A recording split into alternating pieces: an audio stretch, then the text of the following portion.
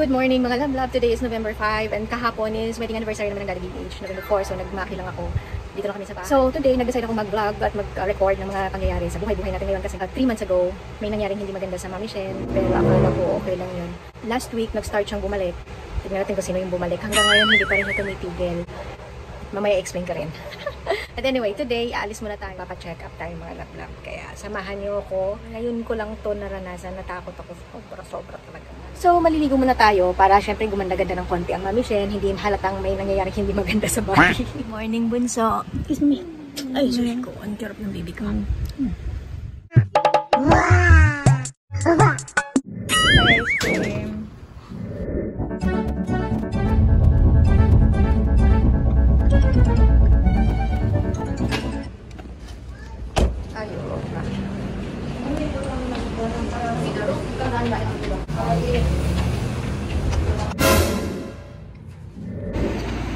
Babalik na lang tayo mamaya, uwi muna tayo mga laglag. Medyo 3 to 4 hours pa yung resort. So lalabas tayo ng VR kasi baka mahal per oras ang VR.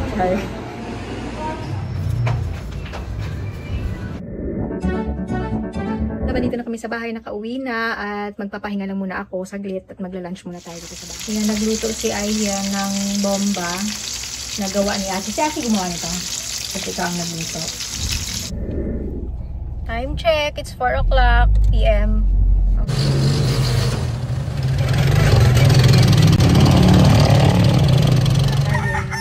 Hanggang nagising. It's November 14 at samahan niyo ako mga love.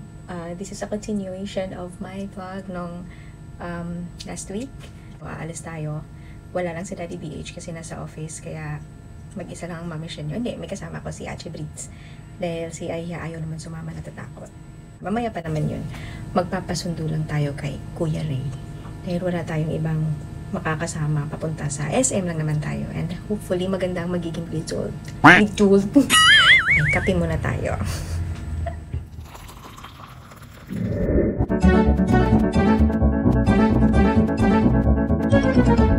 Okay, so dahil maaga pa at hindi na tayo makatulog at hindi naman tayo pwedeng magkilos-kilos dahil bawal mo na kumilos, manunood na lang tayo habang tulog sila. Okay?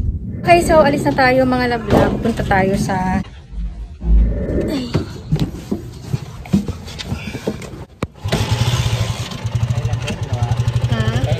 kami lang.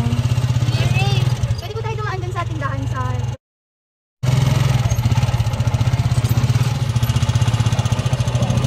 So we're here na. Ano pa yung buhok ko? Ay, lakas na ng boses ko. Nasa SM kami. Lalakad lang kami dito. At dito ba yung daan? Magagalit na naman to. Ganda dito sa SM. Wow. Okay, so na-check na tayo. Ay, hindi pa pala. Nakakuha na tayo ng slot. 4 PM pa si Doc. Kaya babalik na lang tayo. Saan tayo pupunta? Punta kami dun sa Flawless. Char lang. So, tatanungin ko itong kasama ko kung anong gusto niya dito sa SM. Say, ano yung challenge niya? Say no challenge? SNR. Ha? Pero ikaw ang mag-say no. Don't say no. Ano? Ano ba kasi ito? Never say no? Ano ba yung challenge na yun? Can't say no challenge. So, dito tayo sa SM ngayon. Titingin lang tayo. Ano yan? Maganda yan ah. Uy, nakita niya yung bag, oh. Gusto mo ba yan? Yan na lang gift ko sa'yo sa Christmas. Ano? Ay, oo nga, mabubuksan. Mickey Mouse. May red din. Magkano yan? How much? I don't know. Wala price? Paano natin malalaman? Ito. 899. Abort mission. Pagbigyan muna natin siya dito. Tingin-tingin lang. Ay, may nakita ako. Cold Stone. Gusto mo? Doon ako natatakam sa shawarma. Ay, sa shawarma natatakam ang wala. Uwi na tayo. Okay, mali ata itong nadaanan namin. Medyo nakakagutom naman kasi. Pero 4 o'clock yung appointment natin. So, 3:30 na. Punta na tayo. Ha? Saan tayo? Magugutom kasi tayo dito. Ano ba? Nakakagutom dito.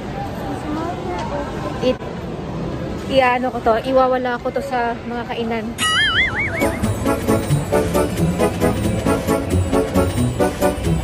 Maingay ka. Ano sabi mo? Batchoy. Batchoy. Papapay. Shout out sa magpapabatchoy dyan. Ay, bakit pa tayo sa taas? Thank you. Christmas na dito sa kanila, oh. Ay, ano? Para namang first time. Oo, first time ko ulit bumalik sa pag-vlog, Achi. Huwag mo na akong anuhin. Ikaw kaya? Sige, ikaw. Walang bayo. Sing ka muna. Kaya tinan nila nila yung eyelashes. Ako ang naglagay niyan. Gawa ng mami yan. Pwede na kayo umorder sa akin. Ang magpagawa sa akin. Sana din na silang clear up yung eyes. Lahat naman lumuluha talaga. Pin sa Jollibee. Jollibee.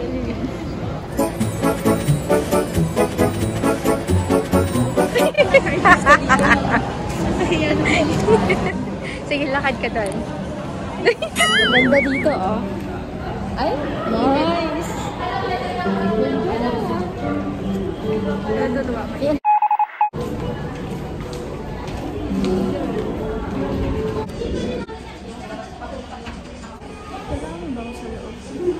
Oh. Bato-bato. Anak kita eh. Bato-bato.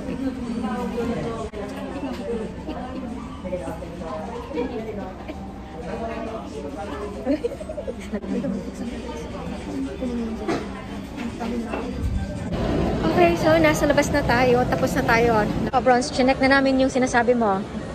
Check lang. Teka.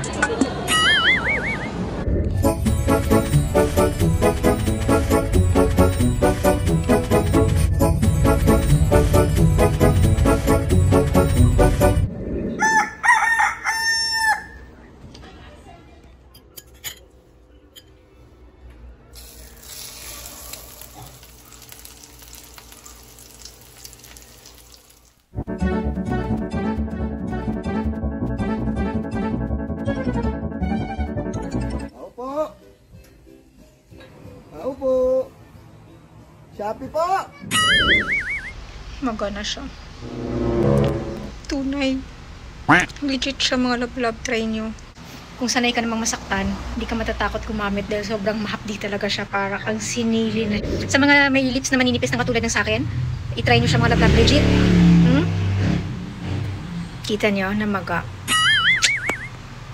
Hahamakin ang lahat, gaganda ka lamang. Charot.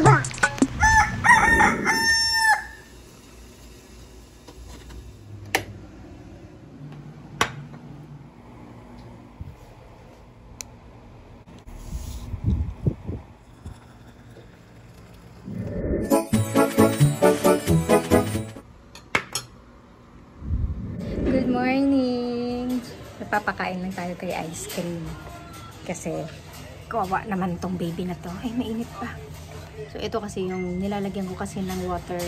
Konti yung kanyang food kasi matigas. Si ice cream medyo natanda na ng konti. Kaya kailangan malambot-lambot yung food niya. Ayan, ito pala yung food niya. Taran! Palamigin lang natin ng konti. Mainit pa eh. Ay! Kulit.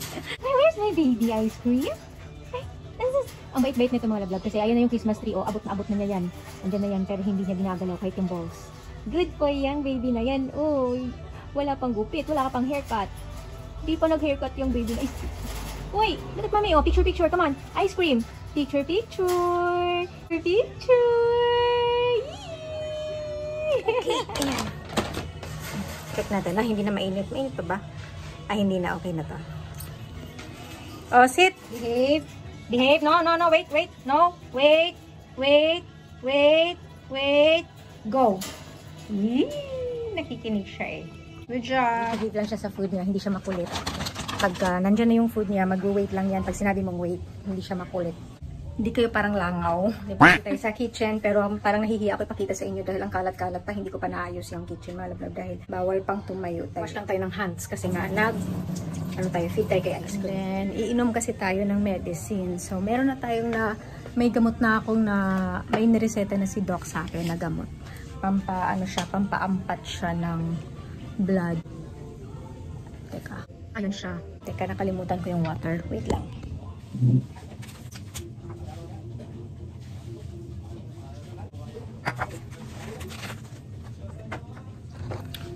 Dito ko nilagay yung gamot ko para makainom ako ng sakto sa oras. And si Daddy din. Actually, si Daddy BH, ganun din ang inom niya ng maintenance niya. So, 3 times a day siya. So, parehas kami ng oras na lang para ma-remind ko siya every time na iinom ako ng gamot ko. So, kahit nasa office siya, mina-message namin siya na, oh, your medicine, inumin na.